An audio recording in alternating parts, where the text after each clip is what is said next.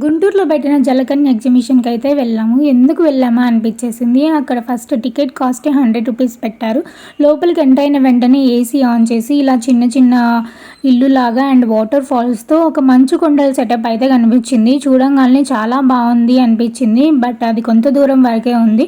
తర్వాత నుంచి అలా ఏం లేదు. అండ్ కొంచెం లోపలికి వెళ్ళంగానే వాటర్లో జలకన్య వేషం వేసుకొని ఒక అమ్మాయి స్విమ్ చేస్తూ అయితే కనిపించింది. అందరికీ హాయ్ చెప్తూ అలాగా.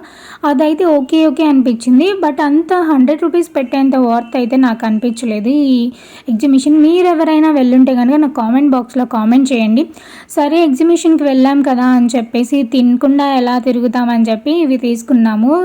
ఇవేంటంటే మీకు గుర్తుంది చిన్నప్పుడు రేగిపండు చెక్క అలానే చెర్రీ పండ్లు ఉంటాయి, చాలా టేస్టీగా ఉంటాయి కదా. సో ఇవి తింటూ అయితే ఎగ్జిబిషన్ ఎలా ఉంటుందా అని చెప్పి చూస్తూ ఉంటే నాకు షాపింగ్ ఐటమ్స్ కొన్ని కనిపించాయి. కానీ చూస్తుంటే ఇవన్నీ కూడా చాలా ఎక్కువ కాస్ట్ పెట్టేసినట్లు అనిపించింది. ఎగ్జిబిషన్ అంటే కొంచెం కొనుక్కునే ప్రైసెస్ ఉండాలి కానీ చాలా ఎక్కువ పెద్ద షాపింగ్ మాల్స్లో పెట్టిన ప్రైసెస్ లాగా పెట్టారు. బట్ క్వాలిటీ అయితే నాకు అనిపించలేదు. ఇక్కడ షాపింగ్ చేయడం అయితే వేస్ట్ అనే చెప్తాను. అలానే గేమ్స్ కూడా పెట్టారు, ఎంజాయ్ చేయొచ్చు పెద్దవాళ్ళు కూడా ఇక అన్నట్లుగా ఉన్నాయి. 50 రూపీస్ నుంచి స్టార్ట్ అవుతాయి. అలానే పిల్లలకి చిన్న వాళ్ళకైతే చాలా గేమ్స్ ఆడుకునేవి, జైంట్ వీల్ అలానే చాలా ఉన్నాయి. చిన్నపిల్లలు స్విమ్ చేసేలాగా, సైక్లింగ్ లాగా వాటర్లో అలాంటివన్నీ కూడా.